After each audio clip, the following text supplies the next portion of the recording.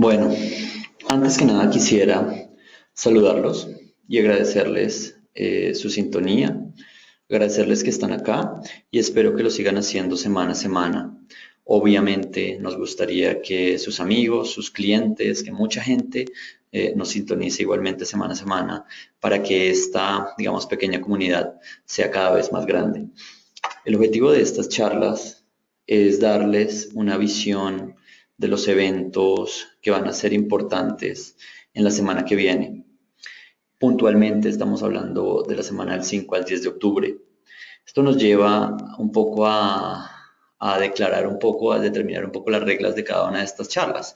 Lo que me parece importante determinar que no vamos a excedernos de entre 20 y 25 minutos por charla. Eh, Como les decía, van a ser grabaciones semanales y pues las van a poder encontrar en nuestro canal AdCap de YouTube. Bueno, al final de la presentación va a estar mi correo, Otman Gordillo, director de estrategia de AdCap. Cualquier comentario, cualquier sugerencia, por favor, escríbanme y obviamente les pondré mucha atención, tomaré nota para hacer que esta experiencia de las grabaciones sea cada vez mejor para ustedes, sobre todo, y obviamente para nuestro equipo.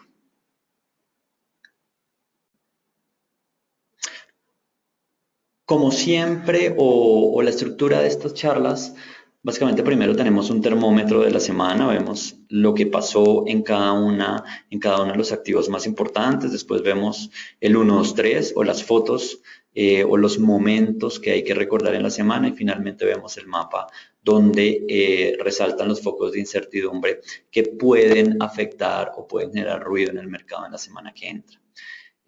Bueno, vamos con la primera parte, los focos de la semana. Y si ustedes se fijan, creo que acá hay algo bien interesante a tener en cuenta y es el tema del petróleo. La última semana, en el último mes es más, el petróleo ha estado rondando los 44 abajo, 47 arriba, la volatilidad realmente no ha sido tan alta y estamos en los mismos niveles de los últimos 30 días. Y esta relativa estabilidad obviamente se ha trasladado al peso dólar. Si bien estamos cerca de los 3.000 pesos, la volatilidad en el último mes no ha sido tampoco muy fuerte. Este movimiento del peso dólar responde directamente a lo que ha pasado con el petróleo y de cierta manera el resto de indicadores locales están relativamente calmados. La bolsa está rondando los mismos niveles de hace una semana y de hace un mes. Y en la renta fija, si bien la volatilidad ha sido mucho más alta, lo que se alcanza a ver es que los niveles actuales, por lo menos en la parte larga de la curva, puntualmente los 2024 están muy similares a los mismos niveles de hace un mes. Hace 8 días estábamos cerca o mucho más cerca del 8%, actualmente estamos en el 7,80%, pero en general lo que se ve es que a pesar que estamos en los niveles en unos niveles relativamente estables, el modo que llamamos el modo incertidumbre sigue realmente muy activo. Esto lo vemos en los momentos más importantes que podemos rescatar en la semana pasada. Por un lado, la Fed, ¿no? Digamos que el evento más importante desde el punto de vista de Estados Unidos que el mercado lo estaba esperando, es la intervención, o fue la intervención de Yellen el día miércoles, pero básicamente no dijo nada, no se refirió de ninguna manera a la política monetaria. Creo que acá hay que rescatar un poco lo que ha pasado últimamente. El 17 de septiembre se dio la reunión de la Fed en donde se dejaron las tasas quietas. El discurso que dio Yellen fue básicamente que nos iban a subir las tasas en el 2015. Una semana después dio un discurso totalmente diferente diciendo que había gran posibilidad que incluso en octubre se subieran las tasas, pero la semana pasada básicamente no dijo nada, ¿no? El centro de atención se dio fue el viernes, ya al cierre de la semana, en donde se publicaron la creación de empleos. Y eso básicamente lo que le indicó al mercado es que no iba a haber una subida de tasas en este año. Y eso lo vamos a ver más adelante en la parte de Estados Unidos. Ahora, el segundo foco de atención, pues obviamente es Brasil, todo su problema de corrupción, todo su crisis política, el ruido, la oposición, la posibilidad que a Dilma, digamos, no pueda terminar en el periodo, digamos, en el periodo preestablecido su presidencia, hace que estos dos eventos generen o sigan generando de alguna forma incertidumbre en los activos locales. Entonces, si bien los activos han estado relativamente estables, uno no debería pensar que esto implique ya una estabilidad en el largo plazo para las inversiones en Colombia. Bueno, veamos los diferentes focos de incertidumbre. Como siempre, tenemos seis focos divididos por país. Y básicamente creo que los más importantes en este momento son Estados Unidos, como ya lo había mencionado la Fed y algunos datos macroeconómicos que salieron, y Brasil. Por ahí vamos a empezar, después nos vamos a trasladar a esta parte, a petróleo, a China y de pronto a Europa si nos alcanza el tiempo y finalizamos con Colombia, en donde obviamente las noticias que se vienen la próxima semana son bien importantes. Como les decía, en Estados Unidos Janet Yellen no dijo nada, pero lo importante se dio hacia el cierre de la semana. Digamos que la semana se definió el viernes. Lo importante acá es que a las 7:30 de la mañana se dio a conocer la creación de empleos no agrícolas. El resultado observado fue mucho peor al esperado. Estamos hablando de 142.000 empleos que se crearon frente a un esperado aproximadamente de 200.000.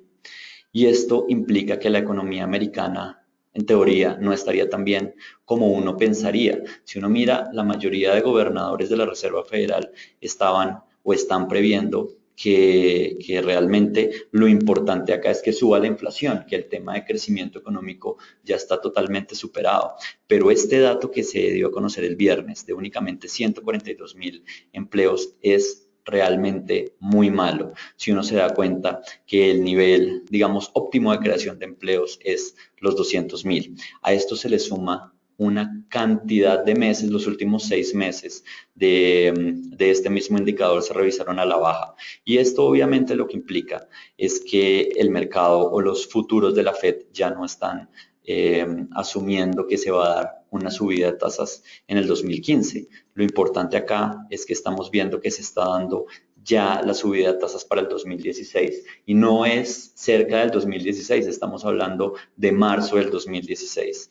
Entonces, básicamente esto hace de una u otra forma que todos estos discursos de algunos gobernadores de la Fed diciendo que puede haber una subida de tasas en octubre o en diciembre, que todas estas intervenciones pierdan mucho valor, básicamente porque el mercado realmente, con este dato que se dio el viernes, ya está esperando que nos vayamos por lo menos en todo el año 2015 sin una subida de tasas.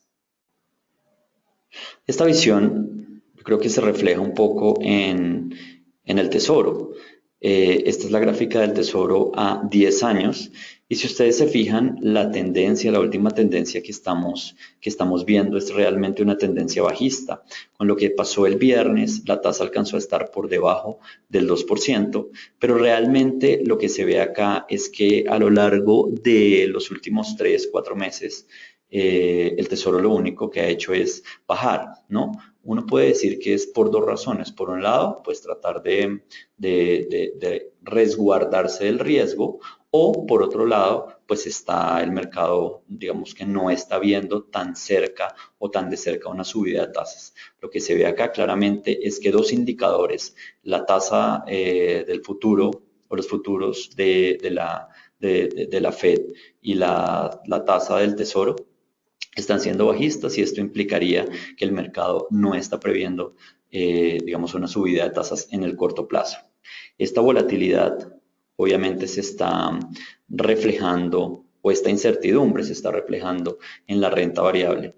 Fíjense ustedes acá los tres índices más importantes de la renta variable en Estados Unidos y realmente la volatilidad es muy alta, digamos que en términos nominales estamos entre por ejemplo, en el Dow entre los 15.900 en el peor punto, y arriba 16.500. Pero si ustedes se fijan, hay una cantidad de subidas muy fuertes, como el viernes, como el día del fin de mes y otras bajadas también muy fuertes. Y obviamente esto lo que refleja es una gran incertidumbre por parte de los inversionistas de lo que puede pasar y realmente de saber si la economía de Estados Unidos está tan fuerte o no está tan fuerte como, como el dato de empleo del viernes lo demostró.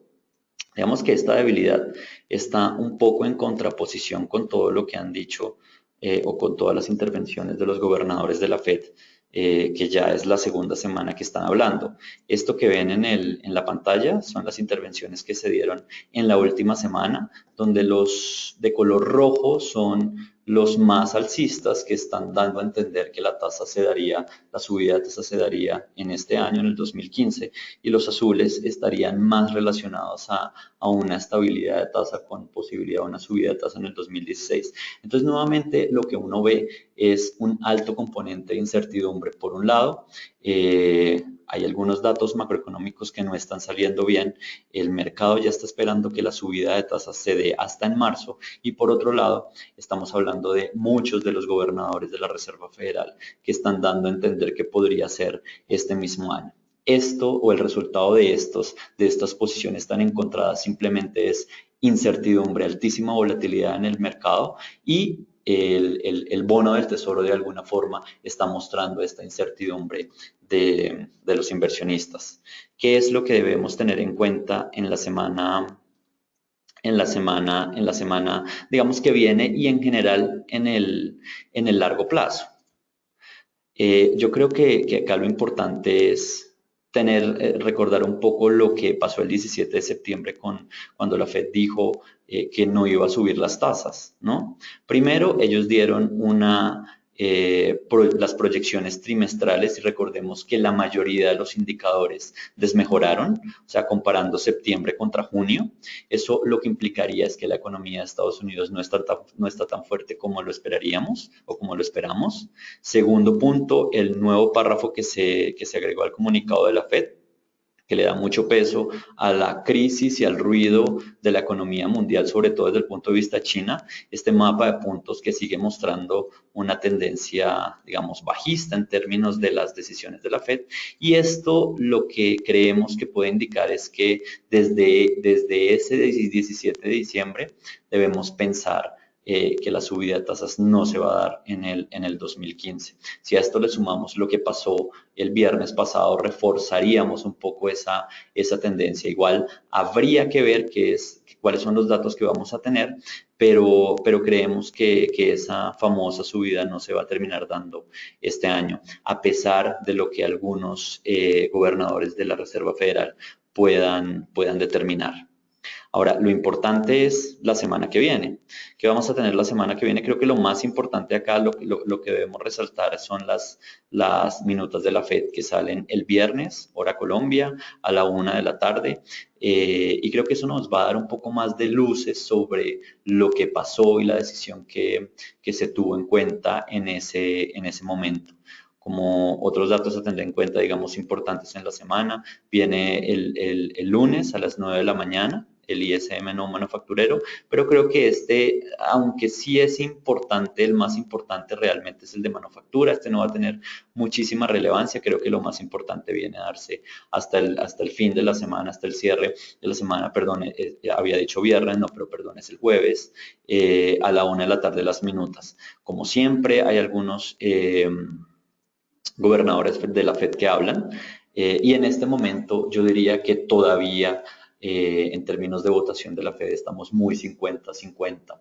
La mitad de los gobernadores han dicho que debería haber una subida de tasas en este año y básicamente la otra mitad están como diciendo que no debería haber una subida de tasas. Entonces, en ese sentido, estamos aún muy divididos.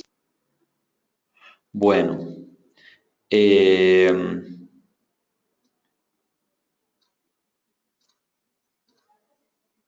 ahora, vamos al siguiente foco de atención que es Brasil. Eh, para, mm, digamos que para centrar el tema, ¿qué es lo que está pasando allá? La semana pasada, Dilma Rousseff cambió gran parte de su gabinete, le dio a la oposición un mayor protagonismo, o sea, que lo incluyó dentro de su gabinete. Y lo que se ha pensado es que le está dando campo a la oposición para tratar de ganarlos de alguna forma como adeptos, ¿no? Y esto implicaría que ya está viendo de una u otra forma la cercanía a lo que llaman un impeachment o una acusación ya más formal contra ella en el Senado. Eso por un lado. Y por el otro lado, este miércoles se va a dar finalmente la famosa votación en la cual Dilma Rousseff vetó el aumento de gastos propuesto por el Congreso. Se va a votar si ese veto es todavía o digamos es constitucional o no. Y básicamente esta votación viene desde la semana pasada. Pero finalmente el miércoles se aplazó hasta este miércoles que viene. Y esta votación claramente pues, es importante para la sostenibilidad fiscal. Hay que recordar que realmente Dilma Rousseff, pues como tiene una oposición tan fuerte en el Congreso, la mayoría de las propuestas que ella hace pues no se aprueban. Y precisamente de la aprobación o no de esta propuesta que ha hecho ella, básicamente muchas de las calificadoras de riesgo han dicho que es clave y que es muy importante para la sostenibilidad fiscal del país. Como, como sabemos, la incertidumbre allá en estos momentos o en el último mes es muy alta y esto claramente se puede ver en la volatilidad del real. En esta gráfica tenemos el real con la sombra de color azul, comparada un poco con el peso dólar, que es la línea de color verde. Y lo que se ve claramente es que el real, pues, es una de las monedas más devaluadas. Precisamente ha sido,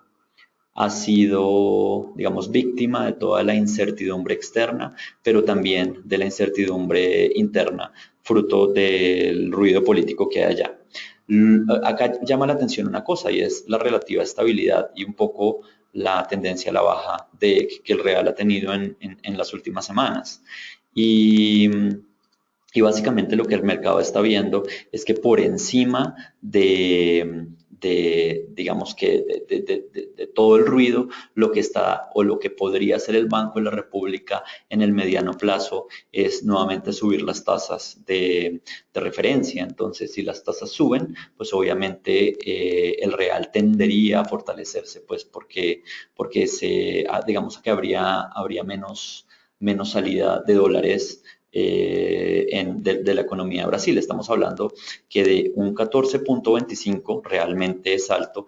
Se estaría de alguna forma descontando que en marzo del próximo año llegáramos a 200 puntos más por encima de ese nivel. Entonces, básicamente eso o el descuente de esa noticia es lo que ha hecho que el real tienda a tener una relativa calma y una relativa estabilidad en las últimas semanas. Esto sumado a que el Banco Central ha estado, digamos, relativamente activo. Si ustedes se fijan en esta gráfica, tenemos las reservas de Brasil en la línea roja con este eje que tenemos acá. Estamos alrededor de los 370.000, 371.000 millones de dólares en reserva y esta línea azul son las intervenciones que ha hecho el Banco Central. Si uno se fija, hay algunos días de la semana pasada en donde han habido intervenciones muy fuertes, hablando de 3.000 millones de dólares. Digamos que la media es más o menos 500, pero la expectativa del mercado sobre estas intervenciones, más una posible subida de tasas en el mediano plazo, es lo que ha hecho de alguna forma que el real tienda a calmarse. Algo similar ha hecho México, en donde el Banco Central ha estado de alguna forma muy activo en la intervención del mercado. Obviamente las cifras son mucho más calmadas que en Brasil, pero si uno se fija más o menos 200 millones de dólares en algunas operaciones diarias de intervención en el mercado de peso dólar ha hecho que las reservas tiendan a bajar un poquito. Obviamente los niveles no son como los de Brasil, estamos hablando de 181 mil billones o 181 mil millones de dólares en niveles actuales y vamos hacia abajo.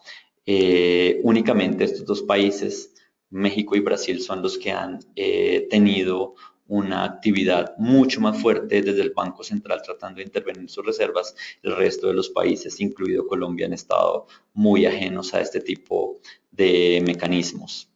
Entonces, como les decía, la otra semana lo importante en Brasil es la votación que tenemos el día miércoles, que viene desde la semana pasada, esa misma votación, pero aparte de eso, para resaltar, el día a las 7 de la mañana, el mismo día, tenemos la inflación, que es obviamente pues uno de los datos más importantes porque podría hacer que el Banco Central de Brasil tienda a subir sus tasas mucho más rápido de lo que se está esperando, ¿no? Bueno, ahora, cambiando nuestro foco de incertidumbre, vamos a China. Creo que acá no hay mucho por hablar. Realmente China estamos en festivo desde la semana pasada, desde el jueves, o sea, jueves, viernes fue un mercado cerrado y de la misma forma, lunes, martes, miércoles van a ser mercados, van a ser también mercado cerrado en ese país. Y si uno mira el calendario, realmente lo importante va a darse únicamente hasta el 18 de octubre. O sea, esto es bueno teniendo en cuenta que China ha sido uno de los focos de incertidumbre más fuertes que ha habido en el último mes. Y si tenemos en cuenta que la mitad de esta semana que viene va a estar cerrada y que los datos importantes, que es el PIB, va a salir entre el 18 de octubre, esto de alguna forma le va a quitar cierta volatilidad al mercado. Lo que sí no está quieto es el mercado de petróleo. Creo que las últimas noticias han sido totalmente nuevas. Hay dos cosas muy puntuales que no teníamos en el radar y que realmente han afectado el precio del petróleo. Por un lado, es todo el problema, digamos, de guerra. Rusia está interviniendo en Siria y obviamente, como ustedes saben, cualquier ruido que pueda pasar en el mercado de petróleo, pues obviamente va a generar de alguna forma la posibilidad que se suba el precio. Y el segundo punto es uno de los huracanes que se llama el huracán Joaquín, que, hay que está en el Golfo de México, que está entrando al Golfo de México. Básicamente está haciendo que de alguna forma el precio tienda a subir precisamente porque puede afectar todas las plataformas que hay allá.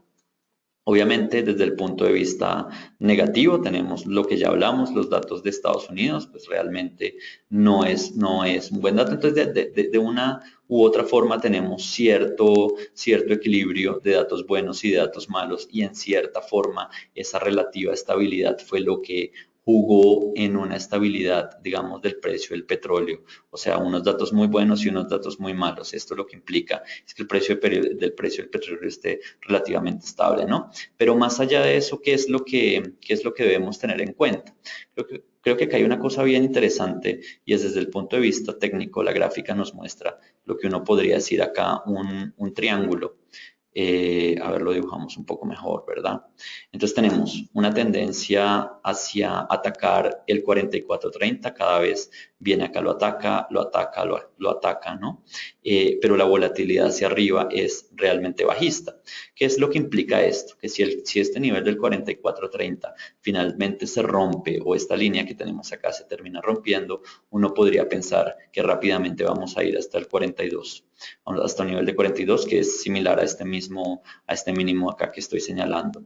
Entonces, básicamente, esta reducción de volatilidad lo que implica es precisamente el dominio de esta línea bajista con esta línea, digamos, horizontal. Lo que se está formando es como un triángulo. Y esta figura técnica es típica de un mercado que puede ir hacia la baja si se rompe finalmente este 44.30. Entonces creo que acá a tener en cuenta es precisamente ese nivel 44.30. Si lo rompe, vamos hacia el 42 y eso obviamente implicaría una sobrereacción en términos de la moneda, del peso dólar, pues teniendo en cuenta la correlación tan importante que hay. Ahora, en el largo plazo seguimos con nuestra visión bajista. Esta gráfica incluye más de un año, básicamente está dominada por estas dos líneas. bajada, subida, subida y estamos acá. Entonces el siguiente nivel es básicamente, o el siguiente movimiento, lo que nuestra hipótesis es que podría darse precisamente esa bajada. En términos de largo plazo, uno no cree que el término o el problema con Siria, digamos, sea tan negativo para el precio del petróleo.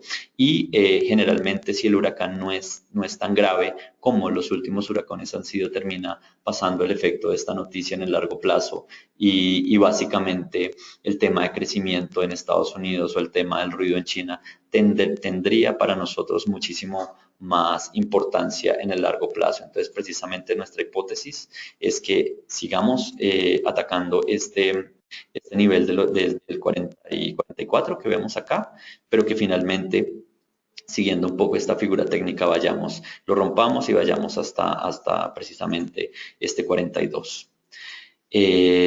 Bueno, y finalmente en el tema local, lo más importante, obviamente, la inflación de Colombia se va a publicar el día lunes a las 7 de la noche.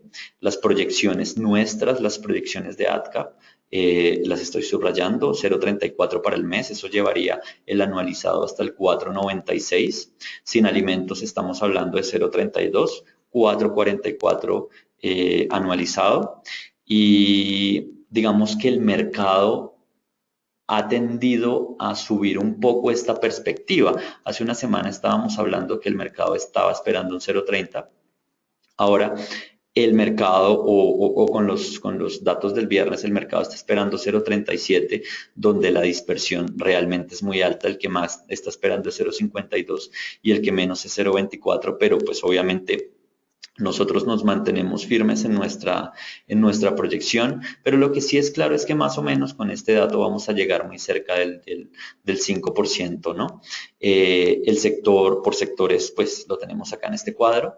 Y más allá de eso, más allá de lo que pueda darse en el dato mensual, creo que lo importante es ver que a fin de años, a nuestro juicio, la inflación va a estar por arriba del 5%.